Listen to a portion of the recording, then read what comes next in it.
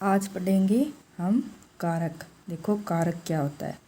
वे शब्द जिनका क्रिया के साथ प्रत्यक्ष या अप्रत्यक्ष संबंध रहता है, मतलब जो क्रिया जो काम करता है उसके साथ संबंध रहता है, जिसके साथ संबंध होता है उसे हम कारक कहते हैं। कारक कितने प्रकार के?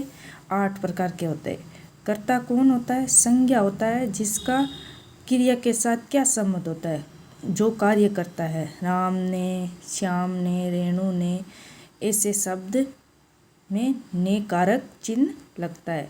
देखो सभी ये कारक चिन्ह है, ये कारक है। देखो कर्ता ने कर्म को करण से द्वारा संप्रदान के लिए अपादान से अलग होने, मतलब यहाँ भी से है, लेकिन कार्य करने से किसका? इसके द्वारा कार्य होता है वो, और अपादान से उसका यूज होता है जो अलग हो रहा है।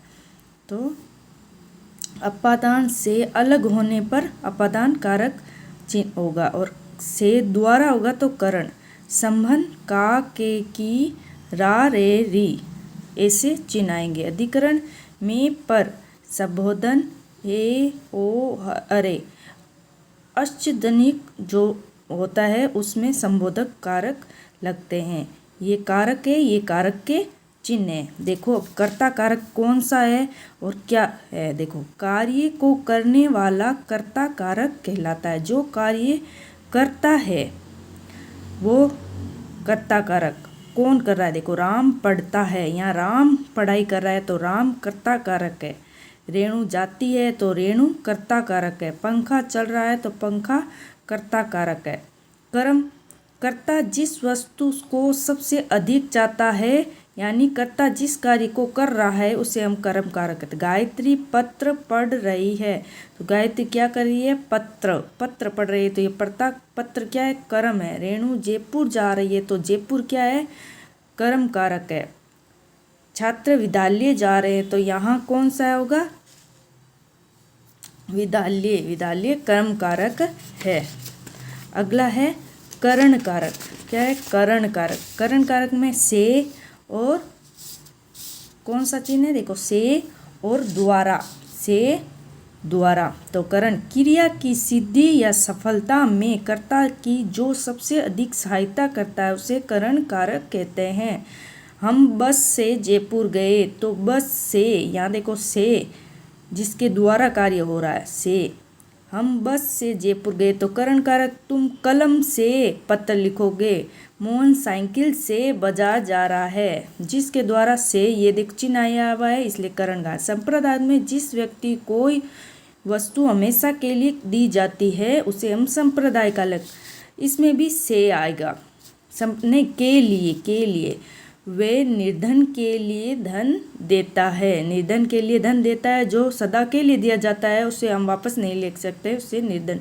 और क्रिया भी क्रिया को काम करते हैं वो भी है। देखो बालक दूध के लिए रोता है तो यहाँ भी संप्रदाय कारक होगा। अपादान जहाँ से कोई वस्तु अलग हो जाती है, मतलब उसे अपादान कारक कहते हैं। छात्र शेखावटी कोचिंग से घर जाते हैं, कोचिंग से घर जाते हैं तो यहाँ अपादान, मतलब अलग हो रहा है। कोचिंग से वो घर जा रहा है तो कोचिंग और घर के बीच में ये अलग है। पेड़ से पत्ता गिरा तो पेड़ से, ये अपादान कारक है। पेड़ से पत्ता अलग हो रहा है। हम गांव से जयपुर जाएंगे तो गांव से जयपुर जाएंगे तो गांव से हम अलग होंगे, इसलिए गांव से जयपुर जाएंगे। अलग होने पर अपादान कारक, और इसमें से चिन्ह कारक। संबंध, आपसी संबंध के लिए, ये तो आपको पता ही होगा, संबंध बताता है उसे संबंध कारक। ये मोहन का घर है, हम भारत के नागरिक है, राम मोहन का भाई है, इसे संबंध बताता है उसे हम संबंध कारक कहते हैं। मोहन का घर। अधिकरण, जहाँ पर कोई वस्तु रखी जाती है उसे अधिकरण। पेड़ पर पक्षी बैठा है तो पेड़ पर पक्षी बैठा है। पुस्तकालय में पुस्तक है तो पुस्तकालय में पुस्तक है। अधिकरण उसके ऊपर है। टेबल पर किताब रखी है तो टेबल पर, ये क्या हो गया? अधिकरण। संबोधन, किसी को संबोधित करने के लिए संबोधन कारक का प्रयोग किया जाता। हे मोहन तुम अजमेर जाओ तो हे मोहन में ये चिन्ह आया हुआ है, ये संबोधन का विस्मय का। अरे तुम कहाँ से आए।